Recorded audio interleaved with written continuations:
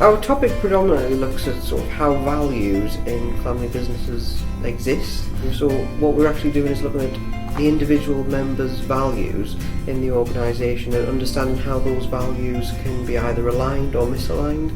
And if they can understand about their different values, then they can work better together, and they can appreciate when they're coming from different perspectives. It's just really about the basis of how people are, rather than necessarily trying to match them up. Trying to understand a little bit about those differences and helping them to understand about those differences. You know, lots of the literature that exists, you know, in the academic world that is around that conflict issue. So we wanted to try and make it purely academic, make it accessible for practitioners and for families to understand. So it's not overly technical, it's quite simplistic, but that's purposefully simplistic so that it's accessible to multiple stakeholders, you know, academics, practitioners and families themselves.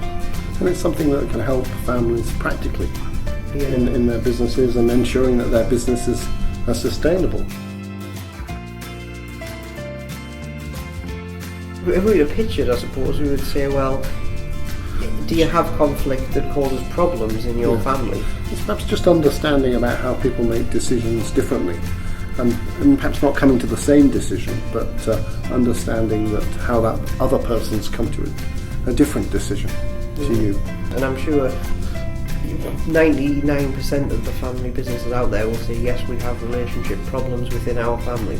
And what I would say to that is, well, do you want to better understand how you can understand why people make decisions in a particular way? And if you do, then come along and we have an insight into why that might be the case. The key takeaways would be that to understand, first of all, to understand that everybody will have different bases for opinion. If we understood this better, we may be able to move forward in a particular direction that will improve succession.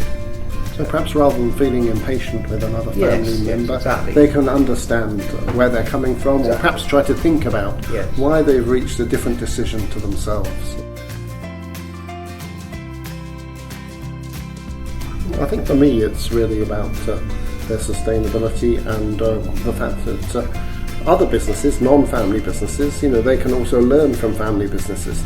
I think my key thing is that I like the fact that it spans more than one generation, and that's different to a lot of companies that aren't family firms, because the people at the top just think about the next 2-3 years. Non-family businesses are often worried about the next quarter statement and so on.